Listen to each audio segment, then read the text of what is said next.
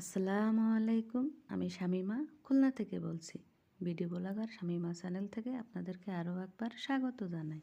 কাছে কিংবা দূরে, দেশ কিংবা দেশের বাহিরে যে যেখান থেকে আমার ভিডিওটি দেখছেন, আশা করছি আল্লাহ পাকের অশেষ রহমতে আপনারা সকলেই ভালো আছেন।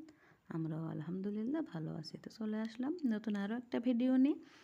তো এখন সকালবেলা তা দুপুরে রান্নার জন্য আমি তরকারি কেটে নেব, তো সেগুলো আপনাদের সাথে শেয়ার করব। আর আজকে আছে আমি সাতক্ষীরার জনপ্রিয় খাবার টমেটোর টক। তো সেই টমেটোর টক রান্না করব, সেটিও আপনাদের সাথে শেয়ার করব। তো ভিডিওটি দেখতে থাকুন প্রথম থেকে শেষ পর্যন্ত, আশা করছি আপনাদের ভালো লাগবে। তো এখন প্রথমে আমি কী রান্না করব সকালবেলা, তো সে সবজিগুলো কেটে নেব। তো এখন আমি প্রথমে পাতাকপি কেটে নিচ্ছি। পাতাকপি দিয়ে কালি দিয়ে একটু আলু দেবো, একটা দুটো আলু কুচিয়ে দিয়ে আমি টমেটো দিয়ে ভাজি করব। তো সেজন্য আমি তরকারি তা কেটে নিচ্ছি। আর ওদিক থেকে কিন্তু আমি চুলাটা ধরিয়ে আমি চুলায় এক হাঁড়ি পানি গরম দিয়েছি, মানে বড় এক হাঁড়ি পানি ফুটাবো আর কি। যেহেতু আমাদের বাড়িতে ডিপ টিউবওয়েল নাই, তা ডাক্তার বলছে পানি ফুটায় খাবার জন্য। আসলে পানি ফুটিয়ে খেলে মানে শরীরের জন্য ভালো, কিন্তু ফুটানো পানি খেতে আমার কিছুটা মানে অস্বস্তি লাগে, ভালো লাগে না, কেমন যেন আমার কাছে কষকষ লাগে। তা যেহেতু আমাকে ডাক্তার ফোটানো পানি খেতে বলছে, সেজন্য আমি এক হাঁড়ি পানি ফোটাতে দিয়েছি।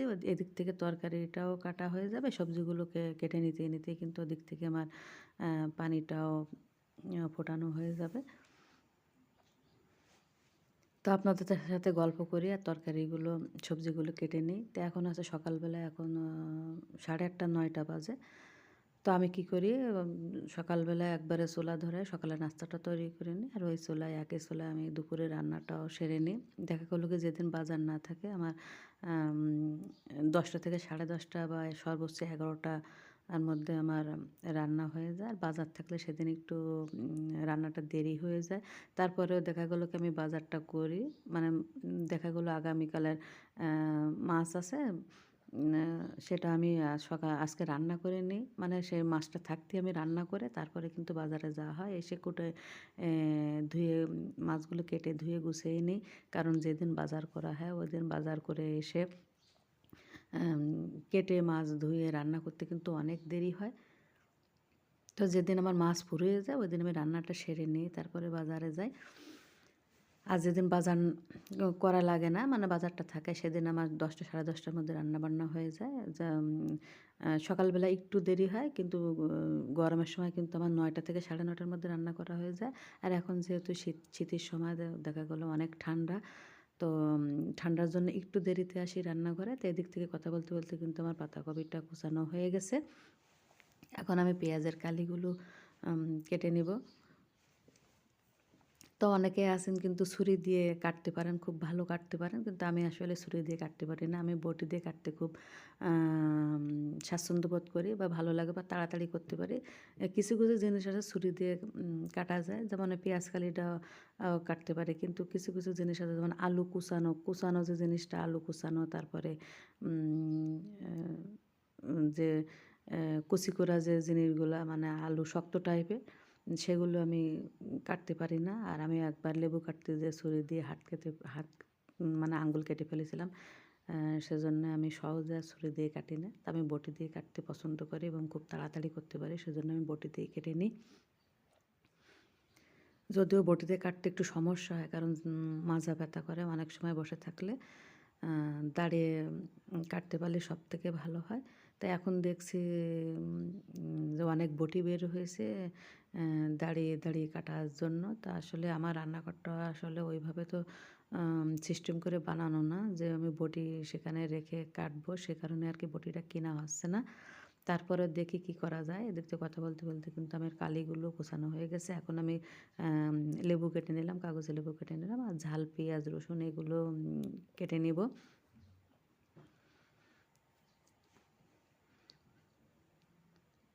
তো আমার শাশুড়িও এরকম সকাল সকাল রান্না করতো, মানে সকালে নাস্তা বানিয়ে ওই চলে একবারে দুপুরে রান্না সেরে নিত। তা আমিও আমার শাশুড়ির এই অভ্যাসটা ধরে রাখছি আর কি। সকালে নাস্তার সাথে দুপুরে রান্নাটা সেরে নিই। আর আমার কাছে মনে হয় কাজ তাড়াতাড়ি করে ফেললেই মানে গাটা নিজেকে হালকা লাগে। কাজ কাম যত দ্রুত করা হবে মনে হয় কি যে আমার কাছে নিজেকে খুব ফ্রেশ লাগে বা হালকা লাগে। কাজ ফেলে রাখা আমার কাছে ভালো লাগে না। মানে কাজ যেটা করতে হবে আমি সেটা টাইম মতো করে ফেলি আরকি। তো এদিক থেকে আমি ঝাল, পেঁয়াজ, রসুন কেটে নিচ্ছি। তা আসলে এগুলো কিন্তু আমাদের মেয়েদের দৈনন্দিন কাজ। যে অ্যাম রান্না-বান্না, তরকারি কাটা, থালাবাটি ধোয়া আমাদের প্রত্যেক দিনের কাজ। মানে আমরা যত লেখাপড়া শিখি না কেন বা যত বড় লোকের মেয়ে হই না কেন, আমাদের সংসারের কাজ কিন্তু এগুলো করাই লাগবে। রান্না-বান্না এগুলো কিন্তু আমাদের কাজ, মেয়েদেরই কাজ। আর যতই ঠান্ডা থাকুক এগুলো কিন্তু আমাদের করতে হবে। যে কথা বলতে, বলতে কিন্তু আমার ঝাল, পেঁয়াজ, রসুন কাটা হয়ে গেছে। তো এখন আমি টমেটো কেটে নেব। যে টমেটোর আর টকটা রান্না করে আপনাদেরকে দেখাবো। এটা হচ্ছে আমাদের সাতক্ষীরা জেলা যারা আছেন তারা এই জিনিসটা খেতে জানবেন। কারণ এই যে টমেটোর টকটা রান্না খুবই পছন্দ করেন আমাদের সাতক্ষীরা এলাকার লোকেরা। যেহেতু আমার বাবার বাড়ি সাতক্ষীরা। আর আমার শ্বশুরবাড়ি আছে মাগুরা জেলা আর আমি থাকি কিন্তু খুলনাতেই। তো টমেটোগুলো আমি খুব ভালো করে আগে ধুয়ে নেব। ধুয়ে তারপরে আমি কেটে নিব। যদিও টমেটোতে তেমন ময়লা থাকে না তারপরেও ভালো করে ধুয়ে নেব। তা টমেটোগুলো কিন্তু কাটার পরে ধোয়া যায় না। এগুলো আমি কাটার আগে ধুয়ে নেব। কাটার আগে ভালোভাবে ধুয়ে আমি টমেটোগুলো কেটে নেব। তা আমাদের দিকে টমেটোর টকটা আপনারা শুধু এমনি শুধু রান্না করতে পারেন টকটা। আবার অনেকে আমি পুঁটি মাছ দিয়ে ছোটো, ছোটো যে দেশি পুঁটি মাছ আছে সেই পুঁটি মাছ দিয়ে রান্না করব। আবার অনেকে আছেন চিংড়ি মাছ দেন। আবার অনেকে আছেন যে এটা শুধু এমনি টকটা রান্না করলেও খুব ভালো লাগে। তো যে যেভাবে খেতে পছন্দ করেন আরকি। ছোটো যে বেলে মাছগুলো আছে সেগুলো দিয়ে রান্না করলে হয়। তারপরে যে টাকি মাছ আছে, শোল মাছ আছে সেগুলো ছোটো, ছোটো কুচিয়ে দিলে টকটা খেতে খুবই ভালো লাগে। মানে অনেকের আছে না যে মুখে রুচি থাকে না। তো যাদের মুখে রুচি থাকে না তারা কিন্তু এই টকটা এভাবে রান্না করে খাবেন দেখবেন মুখে রুচি চলে আসবে এবং একসাথে অনেকগুলো ভাত খেতে পারবেন।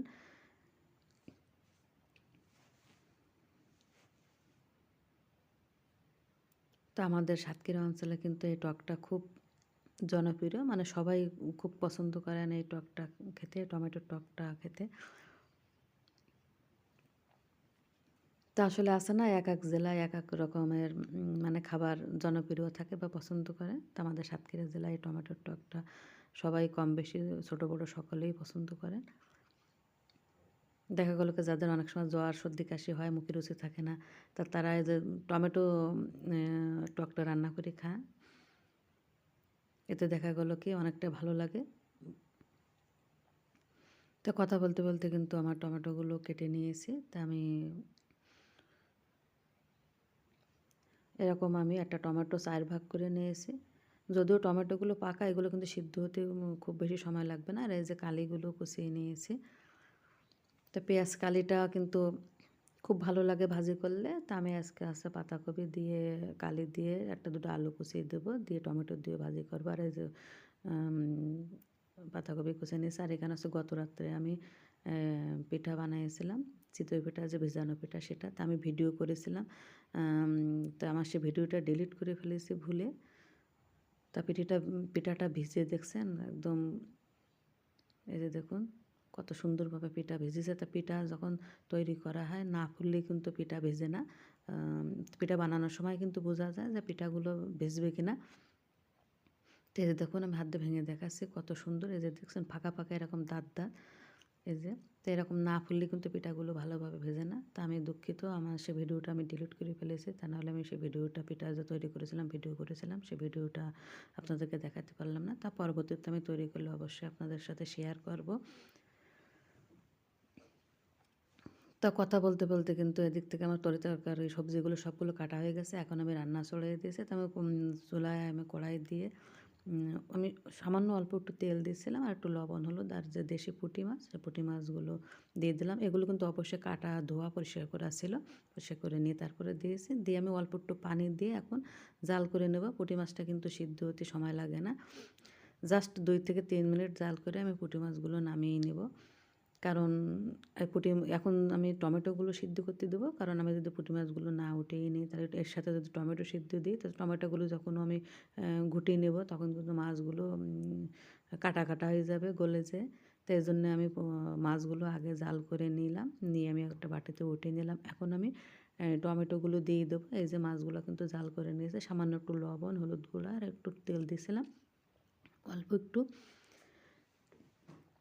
উঠিয়ে নিয়ে এখন আমি যে টমেটোগুলো কেটে রেখেছিলাম সেগুলো দিয়ে দেবো। তাই অল্প একটু পানি দিলাম, দিয়ে একটু টমেটোগুলো সিদ্ধ করব।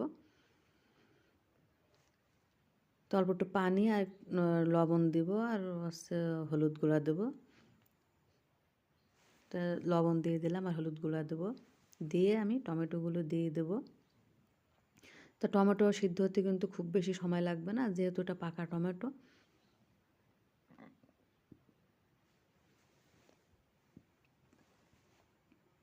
তো লবণ হলুদ গুঁড়া দিয়ে দিলাম, দিয়ে এখন আমি টমেটোগুলো দিয়ে দেবো। এই তো টমেটোগুলো দিয়ে দিলাম, দিয়ে আমি এখন একটু নেড়ে দেবো, নেড়ে দিয়ে ঢেকে দেবো। ঢেকে দিয়ে দেখা গেল 3 থেকে 4 মিনিট জাল করার পরে কিন্তু টমেটোগুলো একদম গলে গলে যাবে, সিদ্ধ হয়ে যাবে। তা কাঠের চুলা রান্না কিন্তু একটা ঝামেলা, দেখছেন জালটা কিন্তু নিভে গেছে। এখন আমি আবার কাঠ দিয়ে দিলাম, দিয়ে আমি 3 মিনিটের মতো জাল করে নিয়েছি, মানে মোট কথা সিদ্ধ হওয়া পর্যন্ত জাল করে নিয়েছি। নিয়ে টমেটোগুলো সিদ্ধ হয়ে গেছে, তারপরে আমি চামচ দিয়ে ভালোভাবে ঘুটিয়ে নিচ্ছি যাতে টমেটোগুলো একদম গলে যায়।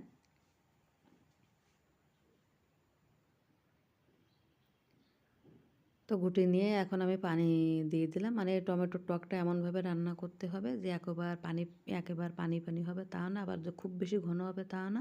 আবার অনেক সময় দেখা যায় যে কিছু কিছু টমেটো আছে অনেক টক, আবার কিছু কিছু টমেটো আছে কিন্তু টক না, যেমন সালাতের যে টমেটোটা সেগুলো কিন্তু টক না। আবার গোল গোল, আমি কিন্তু দেশি যে টমেটো গোল টমেটো সেটা নিয়েছি।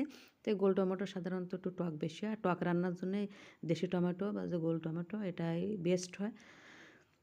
তো কথা বলতে বলতে কিন্তু এদিক থেকে আমি টমেটো যে পানি দিয়েছিলাম তারপরে মাছগুলো দিয়ে দিয়েছিলাম, টমেটো দিয়ে ঘুটে যে ঝোলের পানি দিয়েছিলাম, দিয়ে মাছগুলো দিয়ে আমি জাল করে নিয়েছি। কারণ যেহেতু আমার টমেটো সিদ্ধ মাছগুলো জ্বালানো, তো 5 মিনিটের মতো জাল করে নিয়ে নামিয়ে নিলাম। এখন আমি বাগার দেবো। তো আমি কড়াইতে সরিষার তেল দিয়ে দিলাম, দিয়ে আমি পেঁয়াজ আর রসুন কুচি দিয়ে দিলাম, দিয়ে এখন পেঁয়াজ আর রসুন কুচিটা দিয়ে আমি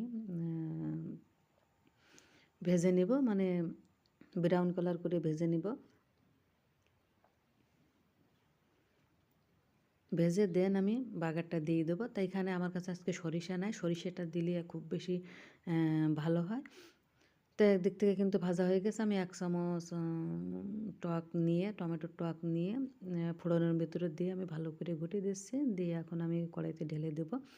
তো বাগারের সময় আপনারা একটু সরিষা দেবেন। আমার কাছে সরিষা নাই, এজন্য আমি দিতে পারলাম না। সরিষাটা দিলে আরও বেশি সেন্ট আসে, ফ্লেভার আসে, ভালো লাগে। আর সরিষাটা দিলে উপরে ভেসে থাকে, আমার ছেলেমেয়েরা খেতে চায় না, এই কারণে আমি মূলত আর দিই নাই। তবে আপনারা দিতে চেষ্টা করবেন, দেখবেন সুন্দর একটা ফ্লেভার আসবে আর খেতে এত মজা হবে, এত টেস্ট হবে, আপনারা না খেলে বুঝবেন না।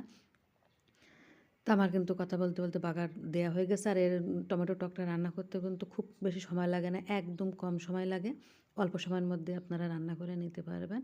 তো নিয়ে আমি এখন ঢেকে দিয়ে জাস্ট একটা বলক উঠিয়ে নেব, নিয়ে তারপরে আমি নামিয়ে নেব। তো খুবই কম সময়ে অল্প সময়ের মধ্যে এবং একদম ঝামেলা মুক্ত, মানে ঝামেলাবিহীনভাবে রান্না করা যায়, একদম খুবই মানে ভালো, সিম্পলের মধ্যে খুবই ভালো একটি খাবার। তো এই যে ঢেলে নিলাম। তা আমি আপনাদেরকে দেখাচ্ছি এর ঘনত্বটা কেমন হয়েছে। যেহেতু আমার টমেটোটা টক ছিল তাই যে এরকম, আর যদি আপনাদের টমেটোটা টক কম হয় সেক্ষেত্রেও কিন্তু টমেটোর এই ঝোলটা আর ঘনত্বটা আরও বেশি হবে। তো এই যে আমার টমেটো টক রান্না হয়ে গেছে। তা কেমন হয়েছে আপনারা কমেন্ট সেকশনে অবশ্যই কমেন্ট করে জানাবেন। আর আমার ভিডিওটি যদি এতটুকু ভালো লেগে থাকে তাহলে একটা লাইক দেবেন। আর যদি খুব বেশি ভালো লাগে থাকে তাহলে অবশ্যই আমার চ্যানেলটিকে সাবস্ক্রাইব করে নেবেন। আর যারা অলরেডি আমার চ্যানেলটিকে সাবস্ক্রাইব করে নিয়েছেন তাদেরকে অসংখ্য ধন্যবাদ। তা দেখছেন কত সুন্দর, মানে এটা না খেলে আপনারা বুঝবেন না। তা প্লিজ বাসাতে একবার হলেও ট্রাই করবেন, আশা করি ভালো লাগবে। তো সকলে ভালো থাকবেন, আজকের মতো এখানে শেষ করছি। আল্লাহ হাফেজ।